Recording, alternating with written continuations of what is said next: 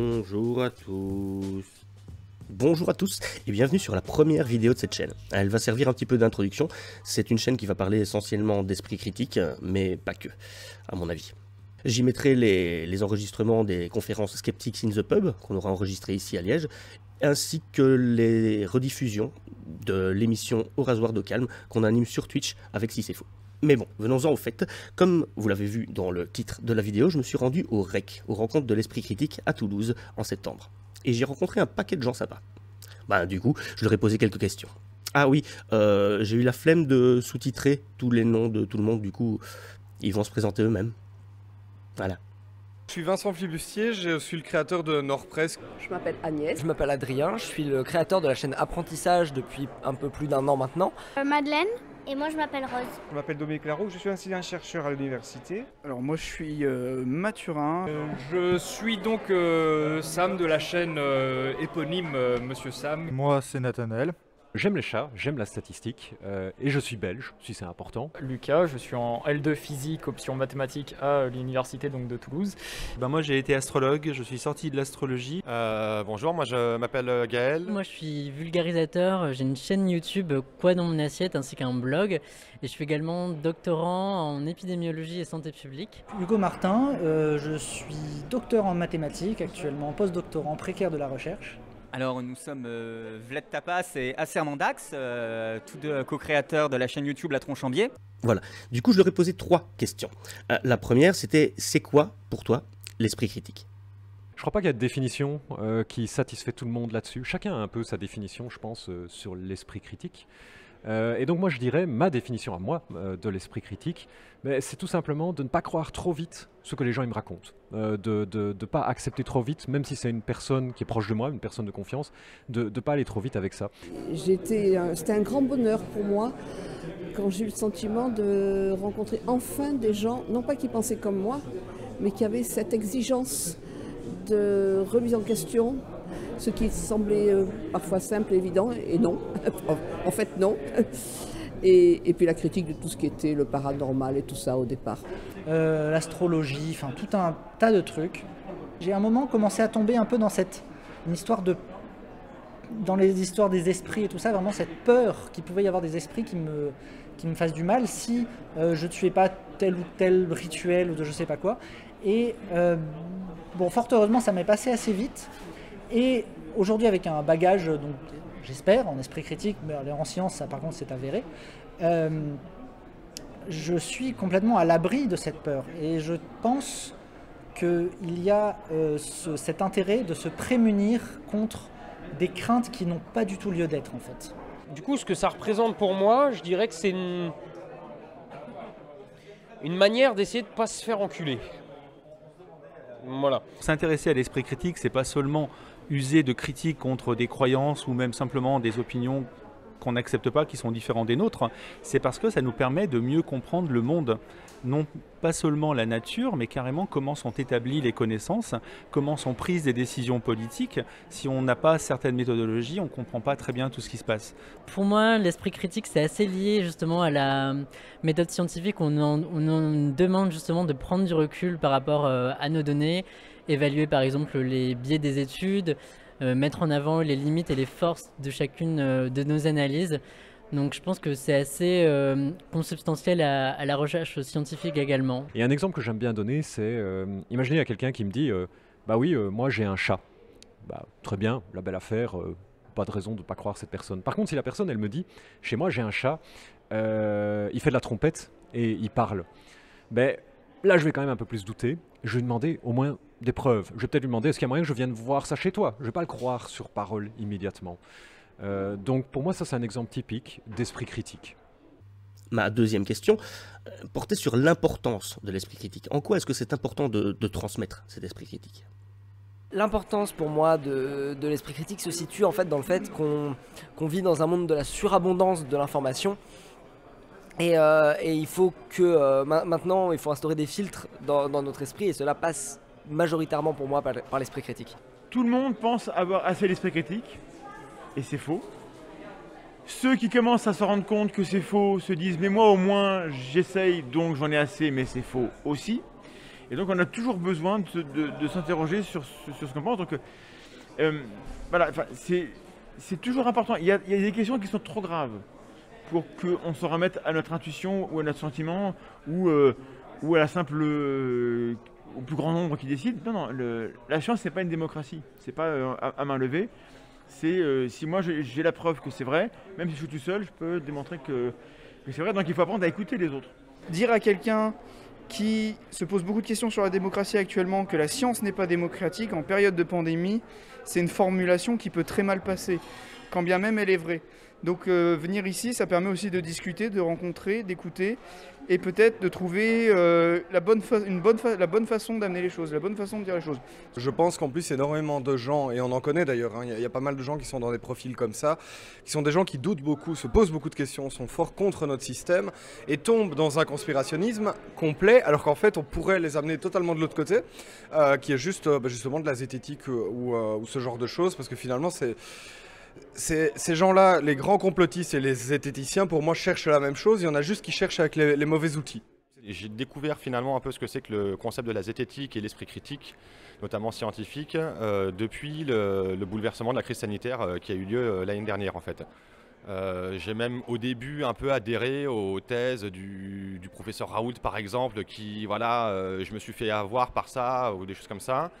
Parce qu'aujourd'hui, entre les gens qui prétendent des choses parce qu'ils ont peur du monde dans lequel ils vivent, ceux qui prétendent des choses parce qu'ils ont quelque chose à vendre, on a quand même un sacré paquet de raisons de se faire induire en erreur. Et souvent, c'est dommage.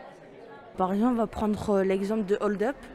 Pour moi, hold up n'est pas un problème en soi. Les gens ont le droit de produire les conneries qu'ils veulent. Le problème, c'est qu'il y a autant de gens qui le financent et qui y croient.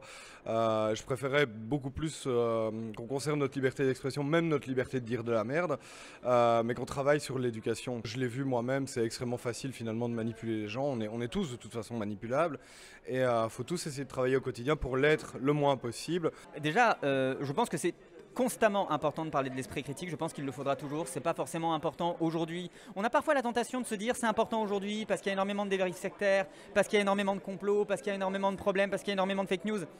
Je pense que c'est un problème qui a toujours existé à l'échelle des médias qu'on avait à l'époque et qui existera toujours. Donc je pense que c'est un travail de longue haleine sur lequel il faudra conserver une vigilance constante et absolue. Donc c'est extrêmement important d'enseigner l'esprit critique. Il faudrait enseigner l'esprit critique dès le plus jeune âge, y compris dans les instances officielles et dans l'éducation nationale.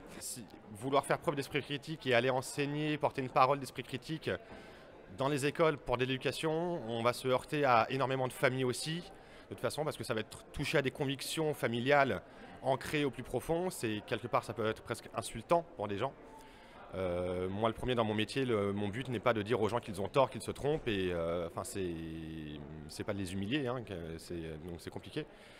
Les combats pour la justice sociale, pour le climat, pour tout un tas de choses sont aussi aidés par plus d'esprit critique. Et si tout le monde entier ait plus d'esprit critique, le monde serait bien meilleur et serait beaucoup moins dirigé par des marketeurs, par exemple, qui ont pour objectif en fait de tromper cet esprit critique d'une certaine manière. On vit à une époque où on a un paradoxe qui est fou entre la facilité croissante qu'on a à accéder à de l'information et en même temps l'accroissement qu'on observe des comportements qu'on pourrait qualifier de désinformation ou de complotistes ou de défiance vis-à-vis de la communauté scientifique. Puis finalement le but de tout ça, c'est de permettre à chacun de débattre de ses opinions sans frustrer ou dire à l'autre tu as faux, j'ai tort. Lui essayer d'apporter ça de manière saine, c'est-à-dire essayer de lui montrer un raisonnement, comment on en arrive là, et ne pas juste dire bah écoute, moi j'ai vu sur YouTube, t'as qu'à faire tes recherches. Et il se trouve que je forme beaucoup de professeurs de sciences à l'esprit critique. Voilà. Et d'habitude, c'est des publics nettement plus restreints et c'est des formats extrêmement différent de ce qu'on a eu aujourd'hui. C'est-à-dire que ce n'est pas du tout la même chose. Et moi, ce que je retiens de cette journée, c'est que je suis étonné, mais ravi de son succès. Je n'ai jamais vu ça. C'est-à-dire plusieurs centaines de personnes qui adhèrent à cette façon de penser. C'est remarquable. Voilà. C'est très, très encourageant. Et ma troisième question portait sur qu'est-ce que ça peut apporter, qu'est-ce que ça vous apporte en plus ce genre d'événement? Je pense que ce qui est intéressant dans le REC là, c'est qu'on a des intervenants qui viennent de plein d'endroits différents, également de formations différentes, certains qui sont vulgarisateurs, d'autres en recherche ou dans journalistes. Et en fait, ils vont pouvoir donner pas mal de points de vue différents par rapport à qu'est-ce que c'est l'esprit critique, comment on peut donner des outils au public afin d'avoir un esprit critique, de prendre du recul par rapport à toutes ces données ou ces études par exemple. J'ai vu beaucoup d'enfants s'intéresser à l'esprit critique via leurs parents et ça c'est vraiment formidable de pouvoir voir un intéressement dès le plus jeune âge. Les choses sur les maths, on s'est posé des questions très intéressantes. Ma conférence préférée, je pense... Je sais pas, j'en ai vu tellement. Celle de Matador, elle était super. C'est une de celles que je préférais, je pense. C'était... Comment ça s'appelle c'est un youtubeur qui fait des... Arnaud. C'était sur l'espace. L'esprit critique, c'est important pour savoir que penser, par exemple, des vidéos des youtubeurs comme l'autre là. Si on sent qu'il raconte un peu trop de conneries, on est bien armé pour... enfin, on est censé être mieux armé que les autres pour un peu mieux décortiquer les conneries qu'il est susceptible de dire. Voilà, Astronogeek, voilà, c'est celui-là. Celui-là était super parce que celui qui l'animait était dynamique et très drôle. Donc c'est toujours sympa de passer des moments avec des gens qui nous font rire. Et puis en plus, il répondait aux questions. Tout le long, c'était question. Il y a du vrai, il y a du faux. Alors on va détailler un petit peu. Tu as un échiquier, une sorte d'échiquier, tu peux choisir tes cases. Et à chaque case, il y a une question. Ça joue à deux, il y en a un là et un là. Par contre là, le problème, c'est qu'il m'a piégé, donc je peux plus rien faire. Donc là, c'est à toi. Donc moi, je réponds. Alors là, t'as que 10 secondes pour répondre, mais c'est une question un peu facile. Alors le principe, c'est de répondre juste au plus de questions sur les données personnelles et comment les protéger. Et il faut contrôler le plus de cases possible pour gagner. J'adore ce jeu. Une question, pour une carte de fidélité de réduction, tu dois... Je me dis que c'est peut-être, à défaut d'avoir un impact vraiment, ce genre de rencontre, c'est bien un peu pour souder les liens, pour un petit peu s'encourager les uns les autres, parce qu'on sait que les penseurs critiques, ils sont très marginaux à l'échelle de la société, hein, on n'est pas très nombreux, et ça peut nous arriver d'être très vite découragés, en fait, de se dire bah, personne ne s'intéresse à ce qu'on fait, tout le monde s'en fout, à quoi bon, c'est bon, je vais aller regarder Netflix et manger des chips, quoi. Voilà le genre de choses que ça amène en plus. Là, le but, c'était de se voir IRL, de faire la chouille, de faire les cons, voilà, c'était ça l'intérêt. Hein. Je n'ai aucun lien avec ce fasciste. Censure, dictature. Il y a déjà un truc là, ça me rappelle les heures les plus sombres de notre histoire. Et les rencontres en vrai comme ça permet une meilleure cohésion. Ça permet de se sentir faisant partie d'une communauté finalement. Et de tisser des liens un peu plus forts, enfin de ramener un peu l'humain au centre de tout ça, parce que parfois c'est un petit peu froid, la pensée critique et le scepticisme. C'est un petit peu glacial, c'est un petit peu la pensée déshumanisée, sans émotion. Et en fait, là ici on voit clairement que c'est plutôt ça qu'il faut mettre au centre. Donc on est tout à fait d'accord. Moi je suis universitaire, autrement dit le monde des blogueurs, des youtubeurs et tout ça, et puis je ne suis pas un jeune universitaire. Donc pour moi c'est tout à fait nouveau. A priori, je ne suis pas fan de ce genre de truc, mais quand on voit le succès que ça a eu, eh bien, on se dit que c'est utile. Par contre, comme dit Christophe, si on veut passer à une autre étape, non pas de se compter, de se faire plaisir, mais de former un peu, là, je pense qu'effectivement, il faudra adopter un format différent, avec une contextualisation, une petite conf ou quelque chose comme ça, un fil directeur. Voilà, sinon c'est trop intime, c'est trop entre soi. Et donc, oui mon nono, mais tu vois, tu l'as fait ou pas ton coming out finalement? Et donc, si je suis ici, c'est parce que je fais une chaîne d'esprit critique. Tu sais que j'ai beaucoup sué dedans, hein.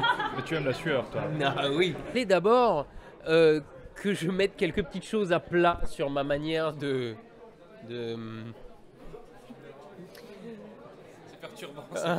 ouais, mais ça va finir dans un plumard, ça. Non, mais j'aime pas les hommes, hein, tu sais ça, j'ai un truc de... Et c'est cool en plus, les gens sont très sympas, ils sont beaucoup moins méchants et cons qu'on voit sur internet, et ça je tenais à le dire. Je me dis que c'est un gros travail, c'est un gros lieu et Et c'est réussi puisqu'il est plein. Donc les gens sont venus.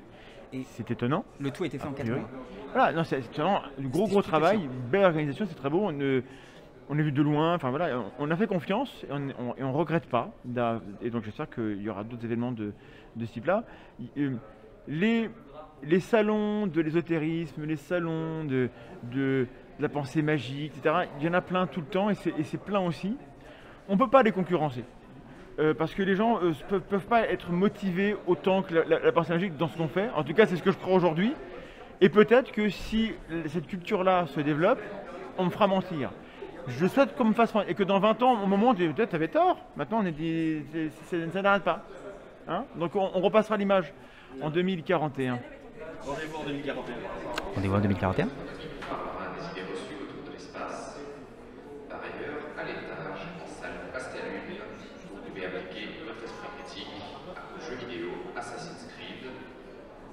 Et enfin, en salle Le Braguet, à 15h, vous allez... Ne croyez pas ce que vous dit cet homme. Que les choses soient claires, pardonnez-moi, mais ne croyez absolument pas ce que dit cet homme. Il a tout inventé. Le Crop Circle est un vrai. Ils ont filmé les images après. Je le sais parce que le 9 juin, c'est mon anniversaire, il y était ce con. Donc c'est pas possible.